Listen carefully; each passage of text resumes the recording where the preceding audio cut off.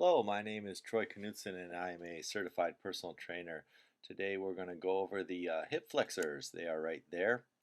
Can't quite see them right now, but you will soon see them a lot better. We're going to go over the hip flexors, their function, what they do right there, and also some of the assisting muscles and the antagonistic muscles, some common ways that we use our hip flexors, the origin and insertion of them, problems that can happen because of shortened hip flexors, and how to avoid shortening your hip flexors.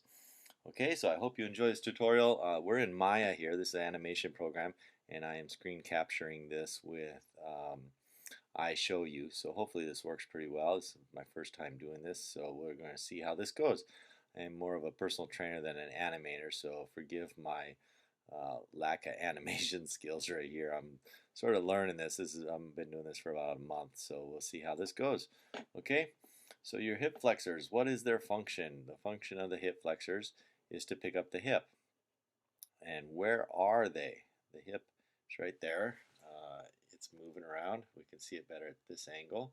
So here's your hip, and your femur bone, there's your quads. Hamstrings would be in back, glutes are back here. Hip flexors would be right about there. So I'm going to get rid of some of these layers here so that you can see your legs a little bit, see the hip flexors better. So there, we got rid of some leg muscles. Now we're going to get rid of some of the upper body muscles there. So some in the torso. And where is that at? I'm looking for our torso muscles. There we go. Got rid of them. Perfect. So now we have a better view of our hip flexors right there. Right there's our hip flexors. They connect at around what would seem to be a little lower here, around T12, and down to the lumbar spine here is where they connect all along here. You can see these are fairly long because they connect all the way through there.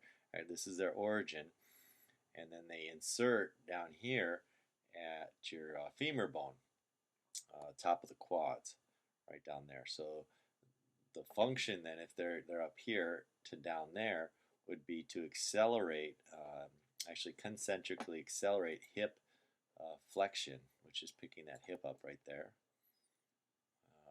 See that from the side.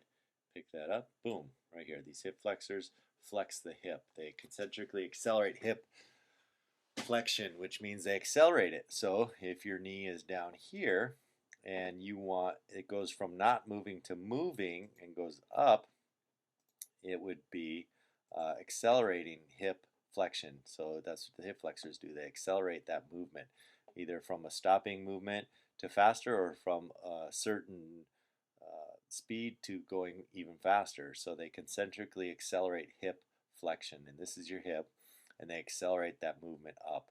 That's their job. Okay, so that's how they function. The assisting muscles, which muscles help out? Not the quads, so we're going to get rid of the quads out of this picture because they don't help out. So there, we got rid of them. What does help out? What helps out is your abs. We can't see those there, and your obliques.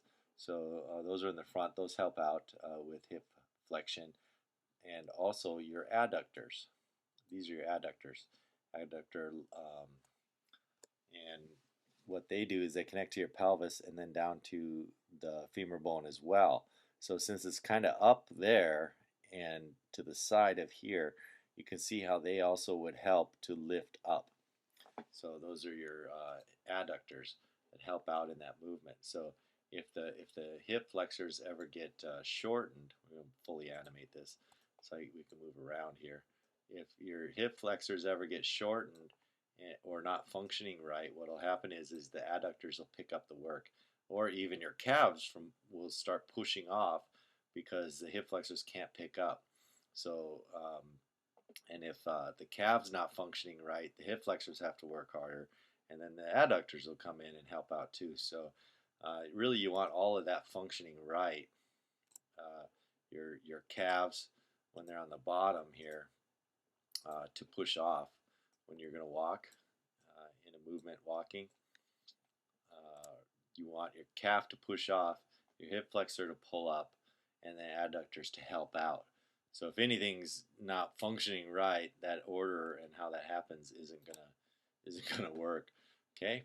So, and the antagonistic muscle. So we're gonna go over what's the opposite muscle to that is your glutes.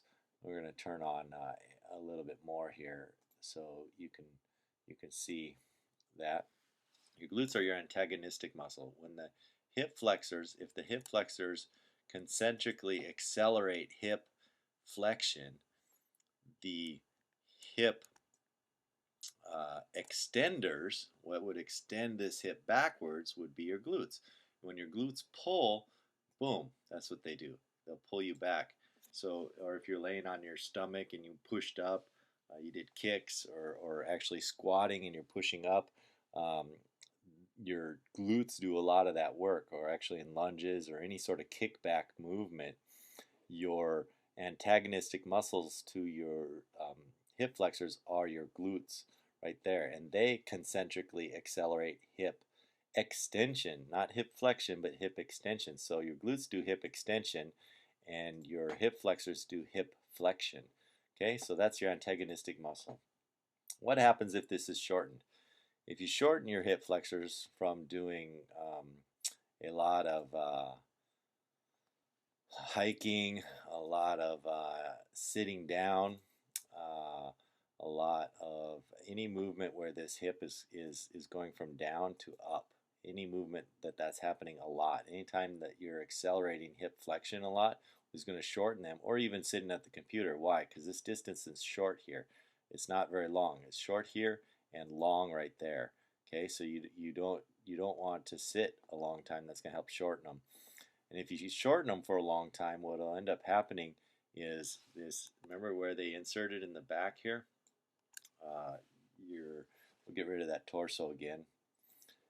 If they insert back here at the spine, around T12 and the lumbar spine area, what'll happen is they can actually start pulling on your spine, and a disc can slip out. If these muscles pull on a disc and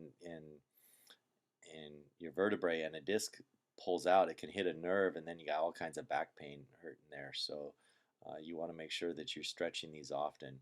Okay. Otherwise, or you can get some pain actually down your leg too if it cramps on a nerve.